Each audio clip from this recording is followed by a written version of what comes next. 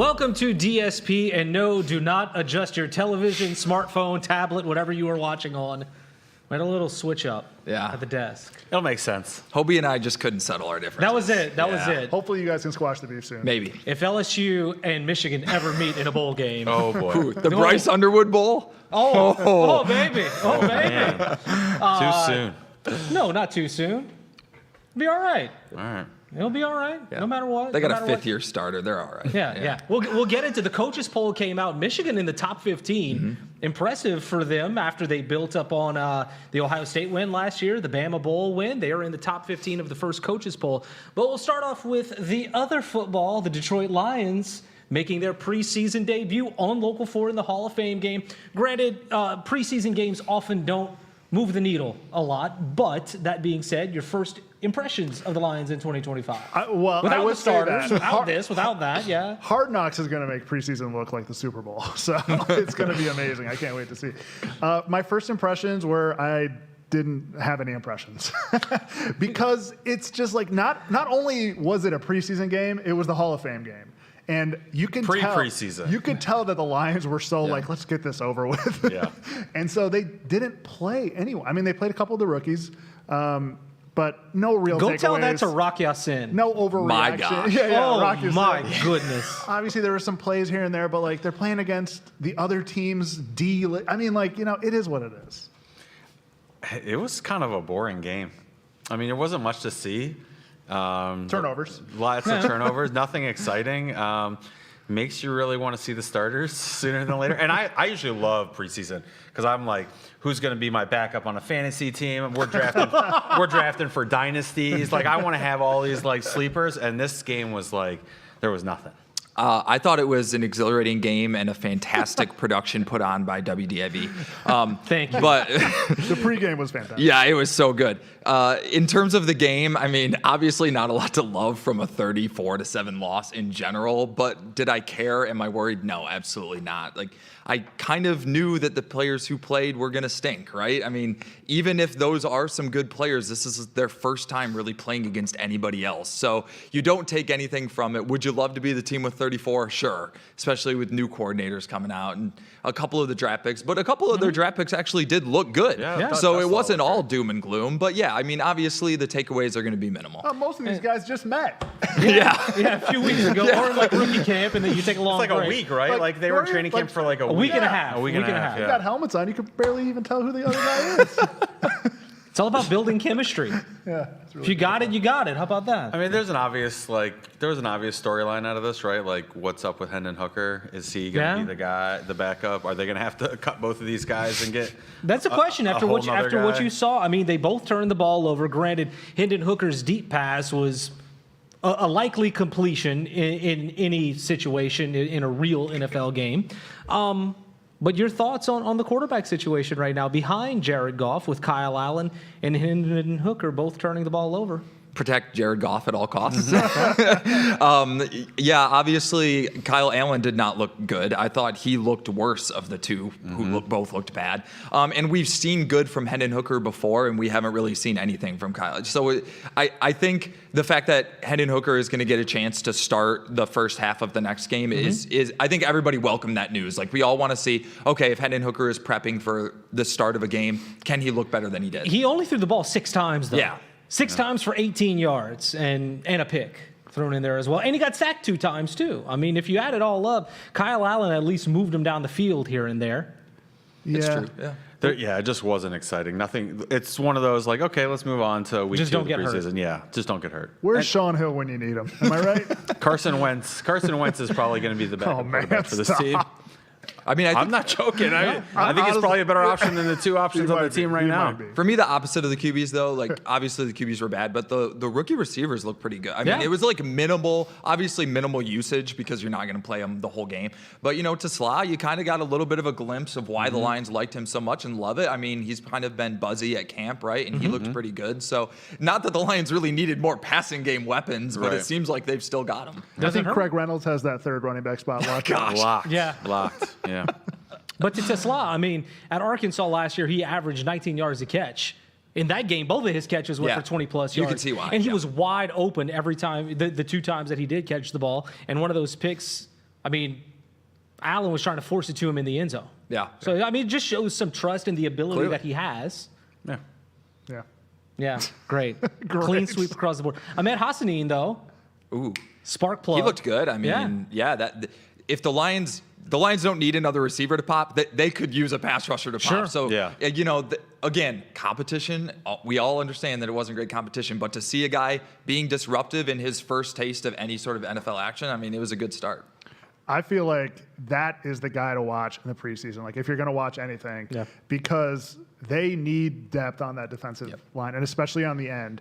And if he's a guy that ends up being this huge steal in the late rounds and can come in and Be get a a sack or huge two once in a while contributor, and kind of wreak some havoc here and there. Huge. I mean, it would be such a huge get for Brad Holmes.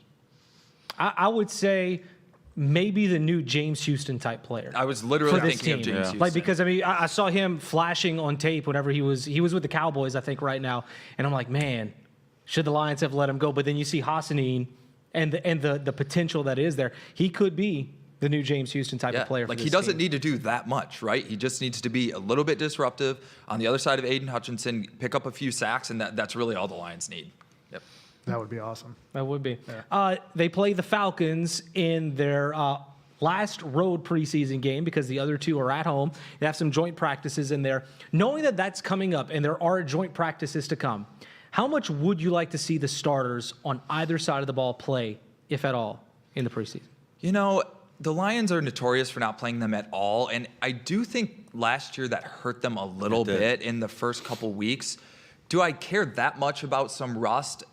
No, I'd rather avoid injury, but I wouldn't hate to see the starters play a couple of series in the final two home preseason games. I don't think they need to go play against the Falcons. It's still 3 games out from the start of the season, but I don't think it would hurt to get some of the starters a little bit of reps in the 2 home games. I'd like to see the offensive line get some chemistry together on the field. I think that would be the one place you're trying to figure out the center guard situation, who's playing center, who's playing guard. I think getting them together for a couple series would be pretty beneficial. Everything else, I'm not worried about your 7-on-7 stuff with Goff and Brown and Williams and those guys, but I would like to see the offensive line a little bit of chemistry. I feel like fans stress about this topic way more than the teams do. Yeah. Like we're always like, but won't you be rusty? Like, don't you need to throw a couple times? Maybe do a couple handoffs, like in a game, maybe line up. And the teams are like, no, we're good. We're good. I mean, college comes out and plays. I mean, there's no preseason. Yeah. So, I don't know. I feel like they go through a lot in practice, I would say 1 or 2 series at least for the offense, because you brought it up earlier. New coordinators on both sides of the ball. From an operational standpoint, I don't know if I want the first time everybody does the same thing for the first time together to be at Lambeau Field week 1. That's a good point. Maybe a series or 2 just to get those reps, if you will, like having somebody calling the plays in your helmet, somebody new, and because that has been made a lot of in the offseason is there are 2 new coordinators for the Lions. Will things work the same? I think that's one big hurdle that you could. Yeah, for clear. Goff, does it matter that, Johnny Moe's upstairs versus on the field? Will that be different in game situations? I think you probably just have to Do it. and figure it out as you go. Well, There's no way they're playing the starters. you don't think so? No, I agree. know. I don't think No. there's any way they No. will. No, I don't There's think no so. way. That was I'd love me. to see it, but I don't Yeah. think so. I think, but to me, that is the biggest reason why you would want to do it, because bit you don't want continuity, anybody getting hurt. You don't want anybody getting hurt, and that is the biggest thing in the preseason.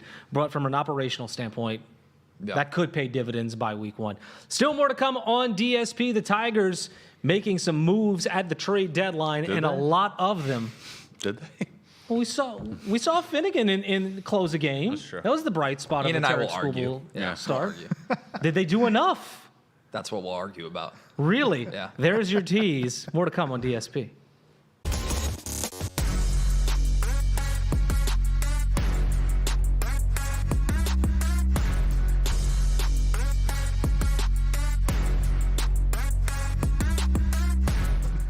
Baseball season still in full swing as we roll the calendar to August.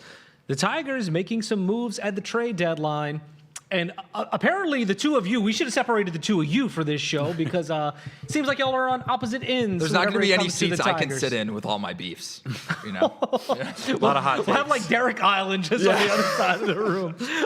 But what did you make of the moves? We'll get into the series against the Phillies. But what did you make of the moves coming out of the gate? My thoughts of the moves are twofold. One, I don't know what anyone was expecting if they didn't think that this is exactly what was going to happen. And two, it's exactly what I wanted Scott Harris to do at this deadline. Sure, maybe the Tigers could have added specifically like David Bednar. That felt like a good fit. But David Bednar was in the mind. Like, any reliever is susceptible to a really cold stretch. And I'm just worried about trading. I have a philosophy against trading prospects that you expect something for in the future for a relief pitcher who might get 1 or 2 postseason innings. The Tigers have a nice lead in the Central, so they're not trading for the rest of the regular season necessarily. They're trading for once they get into those short series. And once you get into those short series, the number of pitchers that you're using decreases greatly. You aren't using the long reliever. You aren't using the 5th best leverage guy in your bullpen. You're not even using all 5 starters. So the sense of urgency that the fans were feeling because the Tigers happened to be on a 12 of 13 loss skid is not the same urgency that the front office was feeling, and I think that's why we didn't see any blockbuster moves. The bullpen is trash. Okay? The bullpen is trash. It really is bad. Kyle Finnegan, I mean, that's good. We needed that. He looked good. The bullpen is trash. What was going to fix that? I don't know, but we didn't fix it. And now what do you do? What do you do going into the rest of the season knowing your bullpen is trash? You got to do something. I agree. I did not want to give up any of the top 5 prospects for anybody. I did want Duran. I told you that weeks ago. Like, this is the one guy. I don't think it'll happen in interdivision. And then we got to see him a couple times this weekend, so that was awesome. Yeah. But the bullpen is in real bad shape. And look, you signed 2 starters who haven't had great seasons, the last couple of years, and they both look good in their first starts for the Tigers, which is awesome. And then the bullpen blew 2 of those games. So, like, how do you have any confidence in this team? I mean, they're going to make the postseason because they have such a big lead and they'll play well enough, but they'll be all right. Mr. Optimism, what did you just do over there? Just knock down wood. But I don't have any confidence in the playoffs because this feels like when they had Justin Verlander and Max Scherzer, but also like you had to go to Todd Jones. Like, that's how I feel right now about this team. But Here's what what happened to the bullpen, though? Like, the bullpen was a strong part of this team. It sure was. Didn't Like, Vest, what didn't happened? Vest win like reliever of the month I don't before understand the what All-Star happened. break? What happened to Tommy Kahnle? Yeah, the Tommy Another one, Kahnle those thing, two. really, What did you do, Derek? What did I do? Really, the Tommy Kahnle thing is, I mean, that's very disturbing because he went from arguably he deserved to be an all-star Yes. consideration to borderline unusable. But here's the thing, like the Yohan Duran thing, yes, I would love to have one of the most electric relievers in the game. But like you said, the Phillies gave up a lot to get him, and the Tigers would have had to give up more because it was in division. Yeah. So it's like, we can't say, no, Bryce Rayner is untouchable, but we also want Yohan Duran, which is why it was a lot of circumstances that it was a perfect storm on Friday because everybody was fired up about the trade deadline. And then not only did the Tigers bullpen blow a game, but it was Duran who was finishing the game. Yeah. So like a lot of frustrations sort of bubbled to the surface. But when you look at the moves the Tigers made, there are reasons to like the guys that they acquired. Scott Harris didn't go out and acquire guys who just stink. I mean, you look at like Montero and Finnegan. A lot of the numbers that the Tigers are looking at, they think they can get more out of these guys than the losing organizations that they came from. And the Tigers' whole run that they're on is sort of built on that. Bringing in guys like Lorenzen and Flaherty who are not having success and beefing Paddock them up had a good and start. getting their first time careers out. back on track. So I mean, Will Vest. his Will Vest entire was storyline. a cast-off, right? Like so many of these. I mean, Tyler Holton was a Rule 5 pick, and the last 3 years he's been like one of the most valuable relievers in the league. So the fact that the Tigers identified certain guys, I lean towards trusting it and thinking that these guys who have a long-term plan know what they're doing and are going to take gambles on guys that are good gambles. And the guys that are still in-house, they do have some relievers who can be relied upon. Holton has been a lot better the last month or so. Will Vest has basically been good since the start of the season. He didn't have a great series in Philly, that's for sure. That's an amazing Phillies lineup. Yeah, they're very good. Loaded with great lefties, an electric atmosphere. I mean, Terrifying. that is a very good baseball team. And the Tigers looked like they belonged, and Will Vest did not have his best series, but I'm not jumping ship because of that. Herter's been good. Canely, you hope he gets back on track. I mean, it doesn't look good right now, but we've seen what a couple good months of Canely can look like. So I don't think the Tigers were in a position where they needed to like blow up anything, and I don't think Ian's asking for that either. No. But some Tigers fans are. And my message to them would be chill. I don't think the 162-game baseball season is for you if you can't handle a rough series in Philadelphia after the trade deadline. I think the thing that for fans that they were most excited for going into this deadline was that we're buyers. And when the hell is the last time we've been buyers? We also have the best farm system in all of baseball. So when you're a buyer and you have the best farm system in baseball, you're like, okay, my team's going to return something that's going to make my team significantly better. Yep. And to Scott Harris's credit a little bit, there wasn't those guys out there this year. There wasn't like, I was kind of a little bit surprised Duran got moved, but his contract expiring, that made sense. I didn't want Bednard. I mean, he already blew a game, right, for the Yankees. Like him and Duvall both gave up their first runs on the first day, so they haven't looked great. But it was just that going in as we got closer and closer, you were hoping that there was going to be the splash move because you were winning and you have the system to do it, and then there was nothing. So it just feels like, okay, more safe sports for Detroit. We don't do much at the deadline in basketball. We haven't done much in the deadline of football. Steve Yzerman hasn't given anybody anything to write home about around the deadline. So it just kind of felt like we had an opportunity and we didn't take advantage. We've talked a lot about pitching and for good reason, because that's what they acquired and that is the need for this team right now. But you were big going into the deadline. I think both of you were about trying to put together a package to go get Suarez. Whenever he was here with or Arizona, someone like him. Or someone like him. Yeah. Do you think, I mean, we just saw the Tigers lose a game 2-0, and one bat does not change an entire series, but are you surprised that they didn't add anybody on the offensive side? Kerry Carpenter's back in the lineup. He was contributing. Do you think they're relying too much on what they have to try to make a run? I think on the offensive side. I think two things happened, and hindsight is 2020, obviously. But looking at how the deadline played out, there were not a lot of bats. Nope. I mean, this was not an offense. That was like the one big one, though. It was Suarez. honestly the fact that Suarez was such a standout top bat at the deadline turned me off from wanting him completely. You were going to have to overpay. It was for a him. bidding war, and I felt like somebody was destined to make a deal that they were going to regret with Eugenio Suarez. And two, the bullpen just emerged as such a greater need. I mean, But for like a lot of people too, so it made it was like the one place everybody needed, and I think it's because a lot of teams went in. There wasn't a lot available. This just wasn't. There are a lot of teams that are in wild card contention. There are very few teams that are completely out of it, and so that makes less sellers. The Tigers' need was so specific because they have guys that you don't want to displace at most of the positions. So when that need is right-handed, left side of the infield, power bat, there's not that many guys in the league who fit that, let alone guys who are on bad teams who are available. And I think that the Reese Olson injury also sort of pushed the Tigers into making a Paddock trade. I mean, they made a lot of deals. A lot of the guys that they were probably thinking going into the deadline, we're okay moving this guy, probably got moved without them really even getting a chance to consider a bat. And you never know what's going to happen with somebody in a new situation, i.e. Paddock. Maybe change of scenery is what he needed. Yeah. I think the biggest deal they made at the deadline was getting Kerry Carpenter off the off the injured list because, I mean, what a spark plug for this team. I mean, the Kerry Carpenter effect, like he immediately got that offense back on track, and I mean. It wasn't the mustache? They're just better with him. They're just so much better with him on the field. They're just so much better with him. So I think that's a huge. I mean, trying to fix the bullpen is a massive ask.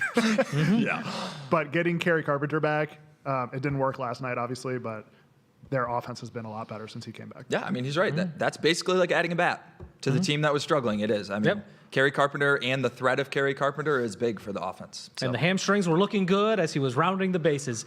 Still more to come on DSP. College football season underway as well. Michigan, we alluded to it earlier, in the top 15 of the first edition of the Coaches Poll. We'll dive into it when we come back.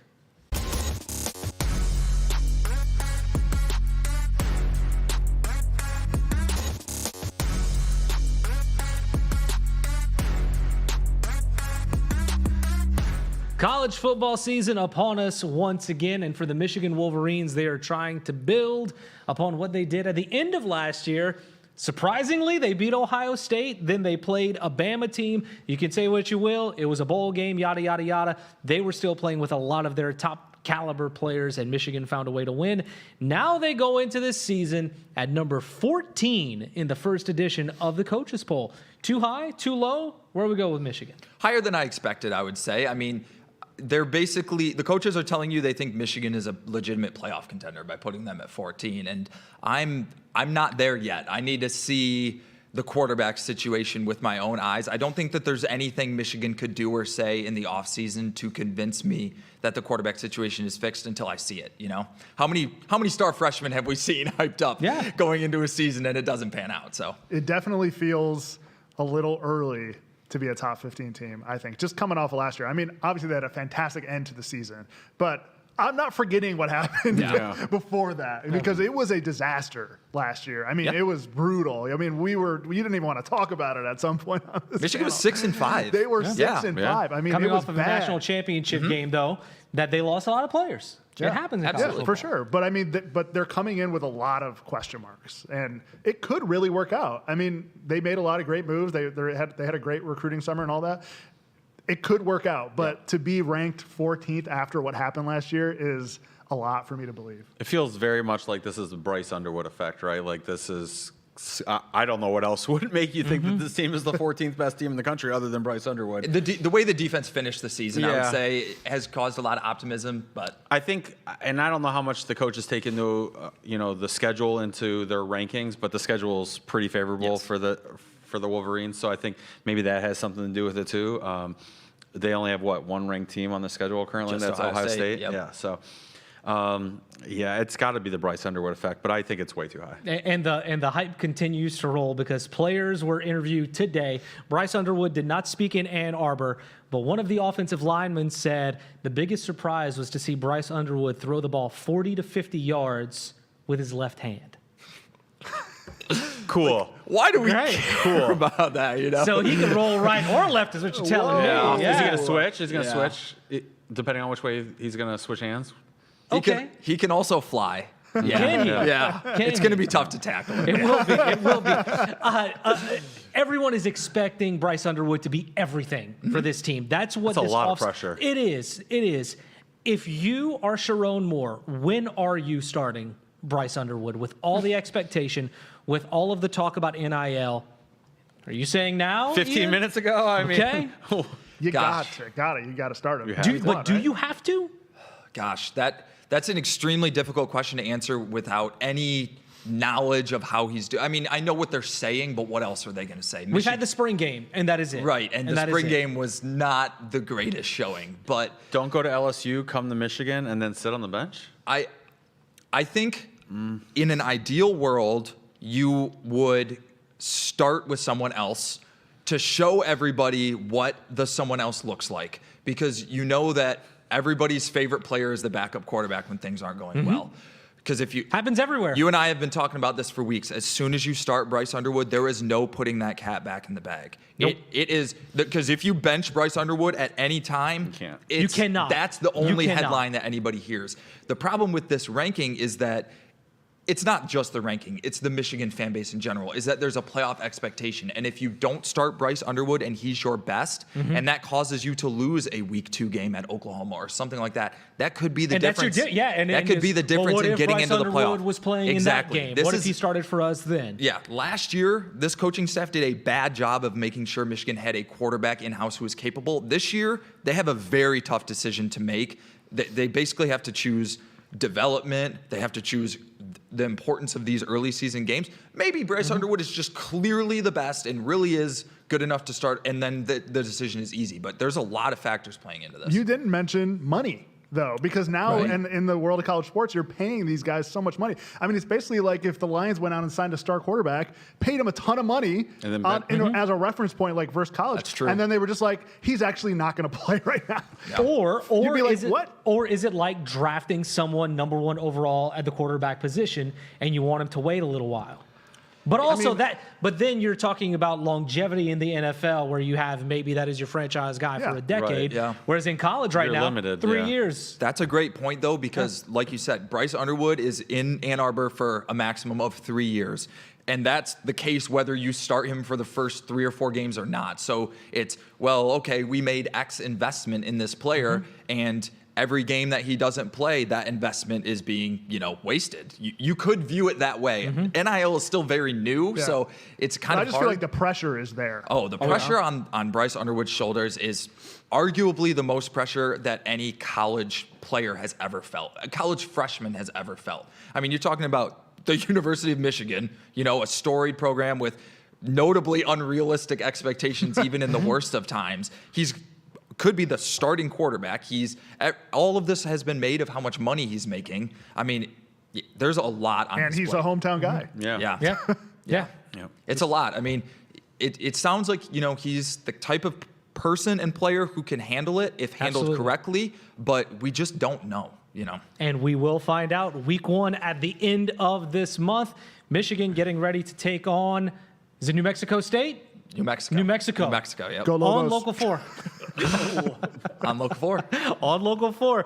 We are all out of time for Ken, because you're sitting in a new spot. Ken, Ian, and Derek, I'm Hobie. See y'all next time.